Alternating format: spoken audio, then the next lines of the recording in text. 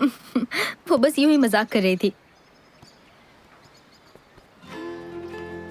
तुम्हारी लाइफ में कितनी सारी लड़कियां आई ना, पर मुझे छोड़कर बाकियों के साथ तुमने वो सब किया जो तुम चाहते थे। देखो फिर भी तुम अकेले रह गए। शायद तुम्हें लगता है लड़कियों के साथ संबंध बना लेने के बाद तुम उन्हें जान जाते हो, लेकिन वो असल में क्या चाहती हैं ये तुम कभी नहीं जान पाते। कभी कभी सोचता हूँ तब हम एक दूसरे को समझ लेते तो आज ये दिन नहीं देखना पड़ता। बिल्कुल सही। कितनी मजेदार बात है ना, सालों से हमने बात नहीं की और आज बात करके दिल नहीं भर रहा। हम दोनों भी अजीब नमूने हैं नहीं? और सबसे बड़ी नमूनी ये सर पे खड़ी है। हाँ, क्या चाहिए? हमारा इक्वेशन पुरानी जीन्स की जोड़ी की तरह है, कितना भी टाइम हो जाए कंफर्ट उतना ही देती है। चलो बाय। यहाँ कब तक रुकी हो? 2 दिन।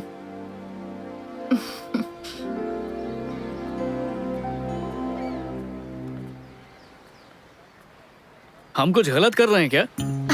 Excuse me? हम यहाँ खड़े रहकर तुमसे बात कर रहे हैं ना, यही सबसे गलत बात है। मतलब हमारी पीढ़ी वो कुछ गलत कर रही है क्या? वो अंकल आंटी देखो सालों से साथ हैं और हमें देखो। तुम मेरा पहले ही मजाक बना चुके हो कि मैं बहुत ओल्ड फैशन्ड हूँ, भूल गए क्या? पर मुझे खुशी है कि तुम्हारी सोच बदल चुकी है। टैमी सीरियसली, उस जमाने के लोगों का रिश्ता इतना लंबा कैसे टिकता था और हमारा तो कुछ ही दिन में खत्म हो जाता है। मेरा दोस्त एक ऐप बना रहा है ब्रेकअप्स के लिए और डाइवोर्स कराने के लिए। हमने बात शुरू कर दी तो खत्म नहीं होने वाली। मुझे 2 दिन दे दो What? प्लीज, सिर्फ 2 दिन। क्या?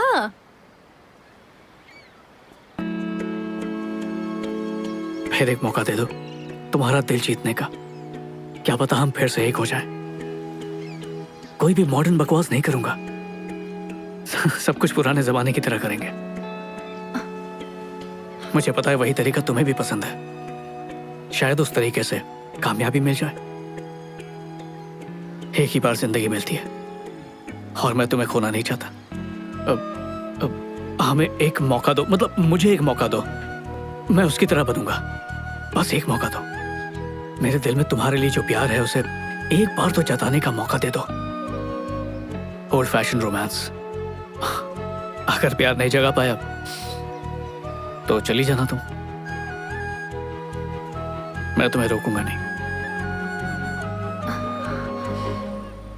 सोच के बताती हूँ।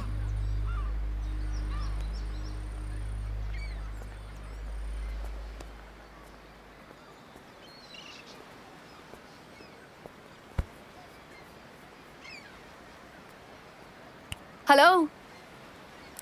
उन अंकल के जमाने में लड़के तुम्हारी तरह टाइम पास नहीं करते थे।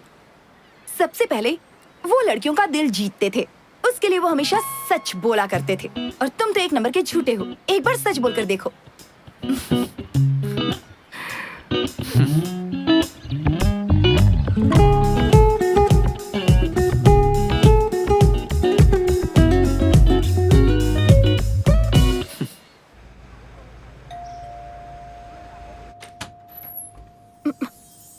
शायद उसने पुराने दौर के इश्क को दिल पर ले लिया।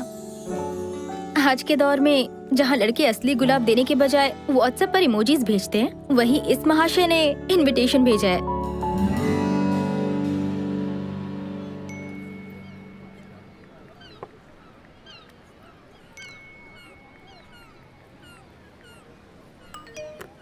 हे, ये क्या कर रहे हो? कुछ नहीं, हमारे सामने जो है उसे छोड़कर फोन पर मैसेज से बात करने में ज्यादा बिजी रहते हैं। नहीं, तुम करो करो, मैं डिस्टर्ब नहीं करूंगा। सॉरी, फोन ही बंद कर देती हूँ। Thank you.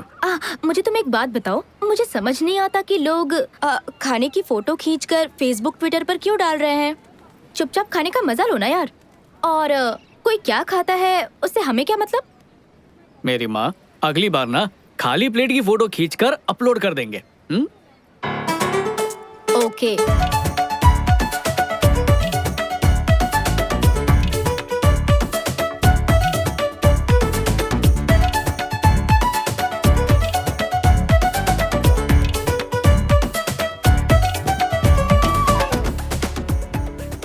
कौन हो तुम? कौन हो तुम? संजू कहाँ है? हाँ, क्या किया उसके साथ? भगा दिया उसे। जब हम साथ में थे तब तुम इतने मैच्योर होते तो तुम्हें कभी नहीं छोड़ती, लेकिन एक तुम थे जिसके दिलो दिमाग में सिर्फ वही चलता रहता था। सबसे पहली बात, तुमने मुझे नहीं छोड़ा था, मैंने तुम्हें छोड़ा था। हाँ, एक बात बताऊं, समझदारी ऐसे ही नहीं आई। इतने सालों में जो तकलीफें सही है ना, उनसे गुजर कर, उनके साथ दिन रात जूझ कर, इतने तजुर्बे के बाद समझ आई है। पर अब भी लगता है जिंदगी को समझे नहीं। स्लाइडिंग डोर्स, स्लाइडिंग डोर्स मतलब? हर कदम पर हर फैसला जो हम लेते हैं या फिर नहीं लेते, वो हमारी जिंदगी बदल देती है। जब हम ट्रेन के दरवाजे तक पहुंच जाते हैं और फिर भी ट्रेन छूट जाए, तो इसका मतलब ये नहीं कि एक ट्रेन छूट गई, जिंदगी का एक हिस्सा गुजर जाता है। टैमी, अगर उस दिन हम लोग अलग नहीं हुए होते तो क्या लगता है आज हम क्या होते? शादीशुदा, शायद हमारे बच्चे भी होते। समझ गया। अच्छा, हमारे ब्रेकअप के बाद तुम्हें ऐसा कोई तो मिला होगा जो तुम्हें पसंद आया होगा? बस एक ही इंसान मिला था। ठीक है, तो अगर तुम्हें चुनना हो उसके बीच में और मेरे, तो शुरुआत में जो संजू मुझे मिला था ना, उसके साथ कोई चांस नहीं। लेकिन आज तुम बदल गए हो तो थोड़ा चांस है कि कुछ हो सकता है। थोड़ा चांस है?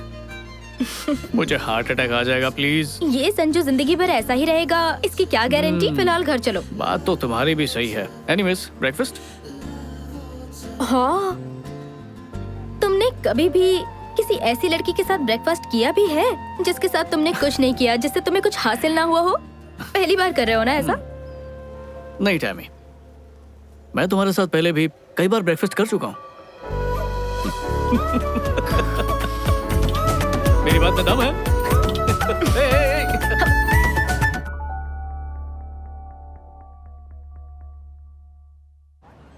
तो मेरी एक्स फियांसे मार्क सिस्टम पे चलती थी। उसका कहना था कि अगर कोई 10 में से 10 लाए, वही शादी के लायक होता है। तो वो खुद 10 में से 10 वाले के हाथ से निकल गई। ऐसा कैसे कर लिया उसने? हाँ, बहुत तेज है वो। कैसी बातें कर रही हो? सॉरी, मजाक कर रही हूँ।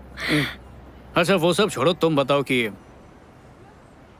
तुम मुझे 10 में से कितने मार्क्स दोगे? अच्छे से सोच कर बताना। इस तरह खुद की बोली मत लगाओ। लाइफ में जो चीज होनी होती है वो होकर रहती है। ये जिंदगी है, कोई फिल्म नहीं जो एकदम से ट्विस्ट आ जाएगा, क्लाइमेक्स आ जाएगा, हीरोइन को एहसास होगा कि मुझे इसी की तलाश थी। अनफॉर्चुनेटली ये रियल लाइफ है, इसमें ऐसा नहीं होता। समझ गया टैमी। तो तुम ही बताओ कैसे होगा? मुझे नहीं पता, ये सब बस हो जाता है। ये 2 दिन तुम्हारे साथ बहुत अच्छे से गुजरे, लेकिन अब छुट्टियां खत्म हो गई। अब रियल लाइफ में वापस जाना पड़ेगा। अब मुझे अपना फोन ऑन करना पड़ेगा और फिर पहले जैसी जिंदगी जीनी पड़ेगी। ओके, हे, मेरी बात सुनो। तुम कहना चाहती हो कि असली जिंदगी का मतलब है फोन ऑन करना, उसके मैसेजेस पढ़ना, ऑनलाइन जाना? क्या सच में? ये कैसे? मैं ऐसा कुछ भी नहीं कहना चाहती। सच में मैं चाहती हूँ मुझे वो एहसास हो, लेकिन मुझे अफसोस है कि ऐसा नहीं हो रहा है मेरे साथ। और इस एहसास के लिए मैं खुद को फोर्स नहीं कर सकती संजू। टैमी,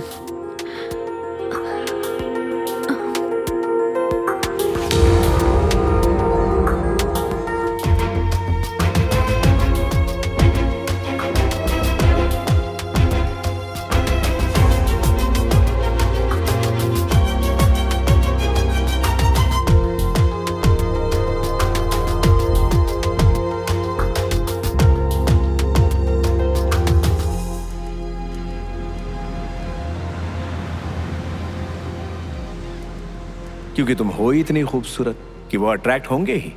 बट तुम उसी को चुनना जो तुम्हारी खूबसूरती को नहीं बल्कि तुम्हारे मन को देखे, जो कितना खूबसूरत है। मुझे उनसे चिढ़ होती है, नफरत होती है लड़कों से। पता नहीं था कि असली जिंदगी में भी ऐसा हो सकता है। मेरी सिक्स सेंस बिल्कुल सही थी। ये तुम्हारे सिक्स सेंस नहीं है, मेरी परफ्यूम की खुशबू है।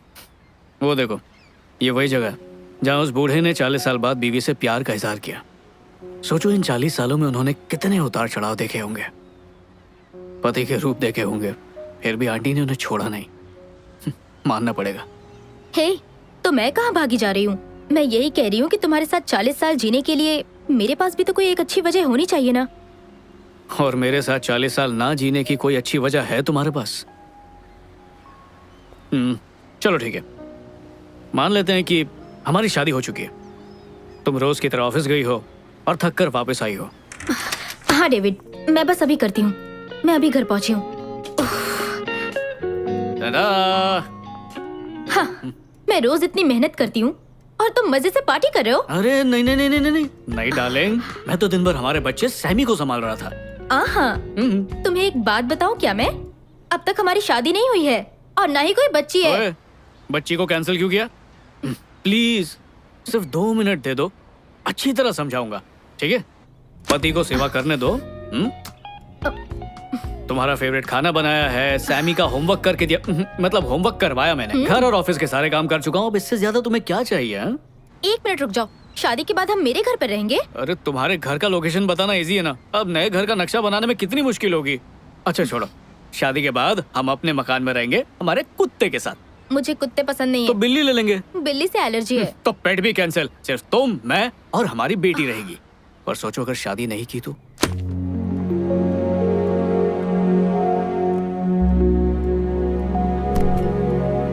क्या बकवास है? मेरी शादी तुम्हारे साथ नहीं हुई तो किसी के साथ नहीं होगी। सब्र से सुनो तो सही, पूरी बात नहीं कही, आगे सुनो। सबसे पहले तुम्हें इस बात का एहसास करना होगा कि किस्मत ने 2 बार मिलाया। उस एहसास के लिए हम कभी एक साथ नहीं रह सकते।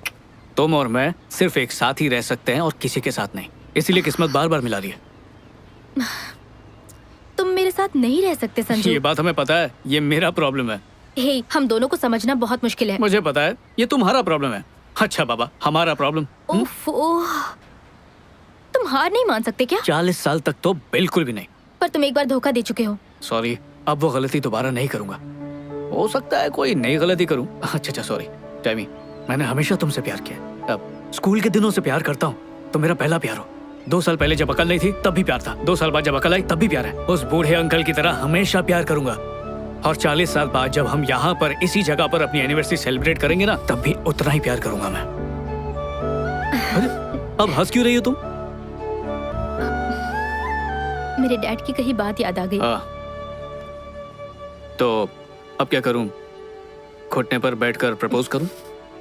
ठीक है, प्लीज हाँ कह दो। अच्छा, मैं हाँ कह दूंगी, लेकिन एक कंडीशन है। ये नौटंकी बंद करो। कौन सी नौटंकी? अब ठीक है, अब 1 मिनट, जरा ऐसे खोलना। इतनी बड़ी रिंग, इतना बड़ा डायमंड, नकली तो नहीं है ना? महंगा डायमंड है। अब सच में?